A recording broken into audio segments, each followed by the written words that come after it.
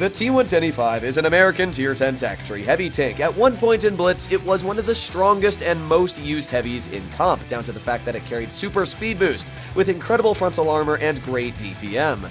However, I would say in Update 9.1, this vehicle became just as strong as it used to be in the past. Now, why is that? Well, it's all down to the mobility and the gun. First of all, the T110E5 now goes the fastest it's ever gone, at 42 kilometers per hour. That's great. Being able to use that mobility in an actual game makes it really nice at dealing with mediums, especially with the 8 degrees of gun depression it carries. It's just great being able to get into the position faster and not using a temporary speed boost that it used to have. But even better than that was the buff to its accuracy. The E5 now sits at 0.299 accuracy on its dispersion and 2.6 seconds of aiming time. When you pair that with also the fact that it has 271 standard pen and 374 on the heat, and as we talked about before, 8 degrees of gun depression and great hull down capabilities, I actually think the E5 is great now, because what is the biggest problem with a lot of heavies in Blitz? For example, the Type 71. Sure, it has great armor, but you know what I always say I hate so much about the Type 71? The gun. It misses so many shots.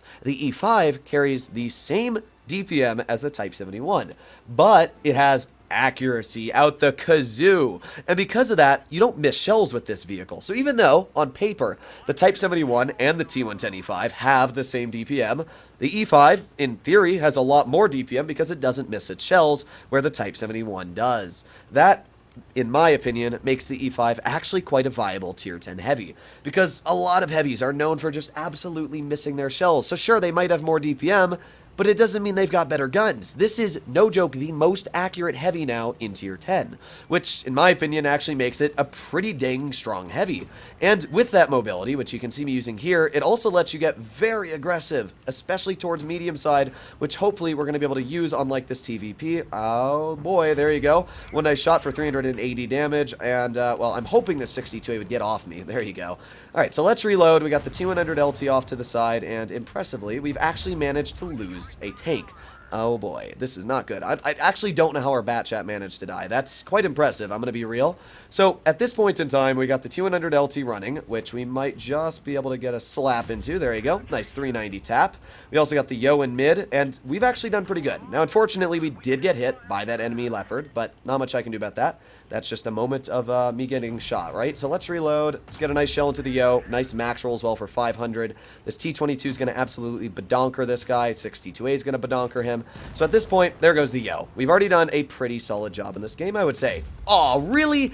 Oh, that missed by like a literal hair on my chinny chin. But that's all fine, because at this point in time, we got the E3, we got the Foch, we also got that T100 in the back. I'm not too worried about those guys. Let's get a shell into the VK72. Concept, you might want to look off to your side though, bro. That's something you're going to keep in mind. IS-4 over there. So let's see. Again, we got this VK72 over here. Let's go for another shell into his tank. There you go. Another nice tap for 375. We do have the IS-4 off to the side, but there you go. Concept gets a nice clear. And now all we have to do is, well, I'm going to get a shell into this T100. We're going to aim at an HE. Boom. A 544 tap. That is an insane tap right there. Unfortunately, in this situation, we're in a bit of a weird one. We got the IS-4 over here, who I am going to tap a standard shell into for 378, not bad. And now my Foch is also trying to absolutely badonker him. I'm hoping that my my concept is able to clear that VK70, and then while that's going on over here, I can deal with the IS-4, trying to help out my Foch. So let's reload, let's go for another nice shot into his vehicle. And Foch, what are you doing, bro? Well, there's not much I can really do to help him here. There you go. Let me stop this IS-4. There you go. Nice. Let's get another nice shell in. 326. And with that, now we are up to a 3 versus 2. Now, I'm pretty sure that this LT will pen us, but yeah, I was pretty confident in that penning me. But at the same time, the Leopard is down to a one-shot. And our concept is, he's in a pretty tricky situation, but at the same time, I don't think he's in the worst situation, because all I need to do is push up onto this T100 LT. He has to run. He really has no choice. So if with him running, I can just kind of chill here and enjoy the view. So let's see. T100 is running over here. It looks like the player's going over that way. I'm just going to wait here for a second. Looks like the T100 is not going to go this way, which means he's probably going to go towards our spawn. Now, I'm not sure if the guy's going to try and drive up the bridge or what he's exactly going to do, but obviously he's not going towards this side of the map, and he's also, okay, so I would honestly say their T100 LT is going into our spawn at this point, because We easily would have spotted him going towards our Leopard 1. Now what we're going to do right now is just wait and fire. That was a pretty poor shot. Honestly, that's my fault. I could have waited, and I didn't. That's on me. That's 100% on me. But oh well. It's fine, because we can literally just keep this guy here. And now we just got to wait for my my teammates to get here. Okay, there goes my Foch, full speed ahead. Hopefully that Foch doesn't botch that. I'm going to ignore the Leopard. Oh, actually, boop. Oh, come on, Foch, I believe in you. You can get him. I'm going to start heading towards that T100. Yes, okay, nice. So the concept gets the clear. Foch, unfortunately, is quite low health, but that's all good. I'm going to start driving towards base A. I think we have enough health. Oh, there you go. Perfect. Okay, so that's actually good news. We know where the T100 is now. I'm just going to start heading towards base A. I think that would be the smartest decision for our team, especially with our team being such low health. With our concept off to that side, that means that if this T100 starts running, then if he runs towards the concept, they'll actually spot him. And I know I'm spotted for 20 seconds because the T100 LT is a dumb tank. So I'm just going to keep on going this way. We might get shot again in like one of these bushes. There you go. There's the T100, but looks like we actually big-brained him. Unfortunately, our concept is, he's getting kind of beamed on, which is not great. Please, concept, hit your shot. Oh, bro, what are you doing? Oh, this isn't very challenging. All you have to do is hit your shell. Oh, boy. Well, he hit the shot, but in return, he's probably going to die. Actually, he's not dead. Okay, that's not bad. If we can just capture this base, we chill, we capture the base, we can actually win this. Okay, there you go. And nice. We actually got the base captured. So in this current time, the T100 LT has no bases captured whatsoever. And that's a pretty poor situation for him because, I mean, we're up to 710 already on the base cap. And we'll know if the T100 tries going in the sea. I don't really care if he starts going in the sea. There you go. I mean, he's capping sea all right, but it really doesn't matter too much to me. We are very, very high on base cap. So what I'm going to do is I'm going to sit right here. We're up to 790. Yep, okay, perfect. So I'm just going to wait right here. And my guess is that this T100 is going to try and run down either this alleyway. Yeah, I would expect the T100 to pop up over here somewhere. I'm just going to wait here. I like how the concept's telling me how to play. Gotta love when backseat drivers tell you how to play your game. I'm actually going to load HE. I think HE is a bit smarter of a decision here. We're up to 900 on the base cap now, and I'm just going to wait here. Just going to keep on aiming. Okay.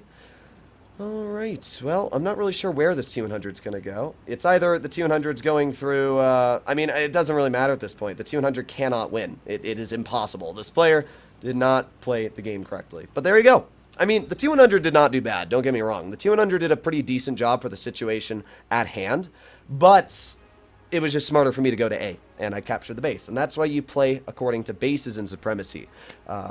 Yeah, so we did everything we needed to that game. Sure, I could have helped out that concept. I could have driven over there, but we won the game. Not only that, but we were able to deal 4,400 damage, coming out with a victory. This player didn't do bad at all. 61%, although that is a bit of a re-roll. Actually, did I read 61? I don't know. But yeah, the player didn't do bad. And you can see just why I still believe the T100 LT is an overpowered vehicle. It's down to the fact that you basically get unfair advantages over your opponents because you can spot them for 20 seconds. So every time I get shot by that T100, no matter what, no matter where I go, that T100 knows where I'm going. And I can't fake him out because it's 10 seconds, you know? So that's the real problem I have with the T100 still. Why give a tank the ability to know where you're going? It's like playing chess, but you get to see where the opponent's going to go before they go and make your move accordingly. That I don't like about the T100, and that's really the only reason why that player was able to survive so long. You know, if that was a Bat Chat or a Sheridan, that player would have been dead multiple times over. But, oh well. Either way, let's load into our second game and see if the E5 can do just as well. What you did notice for that first battle is that the E5 did a really solid job of just hitting its shots, getting out damage. We were able to deal 4,400, which is a pretty decent chunk when you think about it. Now, I will say that the VK72 pushing in the mid was a pretty bad mistake. I don't know why you drive there. That really just kind of put a stunt on their team's pushing capabilities. Now, in this battle here, I'm not going to go towards heavy side. Look at our heavies. We got a Concept, a Chieftain, and an E5. None of us are super strong heavies for fighting against an E3, a 57, an IS-7. Our tanks just aren't meant for that kind of action. So I'm going to go over towards this side. Now, our 183 is being every other 183 player and killing himself, it seems like, in the first minute of the game. but not much I can do about that. I guess if the 183 dies over there, at least he will spot. You know, that's a bit of good news. Let's go over here. Oh, we got the T100 aiming, and fire. Boom. Nice shot into the T100 LT. And let's make sure that that Vickers can't hit us. Nice. Okay. At this point, we've gotten one shell out already, which is pretty good. Let's reload, and let's see if we can get another shell out, maybe into that T100. I guess we can just wait here. I mean, that Vickers could cross, but I think that this T100's he's gonna do it. Yes, there you go. Another nice shot into his vehicle for 454. Let's start reloading again. Now, we do know that that Vickers is back there, but we got a nice bounce, which is pretty perfect. The thing I'm worried about is behind us, not in the front. Let's just back up from that Vickers. I'm not too worried about him petting me overall. Let's aim in and boop. There you go. Another nice shot into the enemy Vickers. Now, we do have the IS-7, as you can see, pushing on me. We actually got a very lucky bounce. I'm going to be real. I'm not sure how that guy managed to bounce that, but let's get a nice shell into the IS-7. Also, a very nice roll. 500 damage. Sweet. I will warn you now, those bounces do not happen in the E5, so don't think they do. That was pure luck. I'm going to be completely honest. Let's go for another shell into the IS-7. There you go. Nice pen. 320 damage. We're actually doing okay in this situation. We're getting our shells out. We're dealing damage. Now, we do have the 57 heavy on my side. And, again, not much I can do in this situation against this kind of stuff. I'm just trying my best to hold. But, yeah, this is quite unfortunate. Okay, well, let's reload again. We're going to lose a lot, but, I mean, what is their team doing? That's what I'd like to know. Like, their team is literally throwing just to YOLO me. This IS-7 just lost 870 health for this, and now he's dead. And now this 57 heavy, I'm just going to back up towards, and he's also going to be shot at. He's also got a damaged ammo rack. I mean, what was the stupidity here? I really don't get it. Either way, we're doing pretty good this game. Nobody wants to shoot this guy. There you go. Finally, the concept was looking towards this way. Let's see if we can get a shell into the 183 and fire. There you go. I'll take it. It's 14 damage, but after all, we did clear the 183. Chieftain, could you give me a little bit of room here? Thank you. I appreciate it, bro. Let me aim in on his lower plate. Boop. There you go. And the E3 fired. Honestly, because the E3 fired, I really could care less. I'm just going to drive right over the hill and keep on going. We've already been able to do a pretty solid job this game. And here's that great power to weight using our 42 kilometer per hour top speed. As I talked about earlier, I really like the top speed increase this vehicle got. Let's go for another. Okay. I hate to say it, but the E3 lower plate is just one of the trollest lower plates in the game. It really is. Every time I'm like, man, should I go for AP? Should I go for heat? And then half the time it just bounces. I should really just go for heat most of the time on it. We would have gotten an extra 350 damage out there. But either way, we still did 3,335 damage. A very, very hectic battle. I have no clue what happened for half of that game. The 57 heavy and the IS-7 just absolutely YOLO'd us for no reason apart from YOLOing us. And our 183, even though he should have done awful, actually helped us out a little bit. Either way, this is the T110E5, a vehicle that is surprisingly good to play in Update 9.2. Let me know in the comments down below what you think about this vehicle, but I would say it's actually maybe a viable grind. I enjoy it, and I did pretty well in it today. Over the games I played, let's see. Well, actually, I can't check, but I would say in total, I mean, you can't see all the games I played. We had one loss, 5,000 damage. And all the other games, 2,800, 2,300, 4,000, and 3,000. So we're averaging like 4K damage in the vehicle today. Not bad at all. Hopefully you enjoyed the video. I'll see you in the next one. Bye-bye.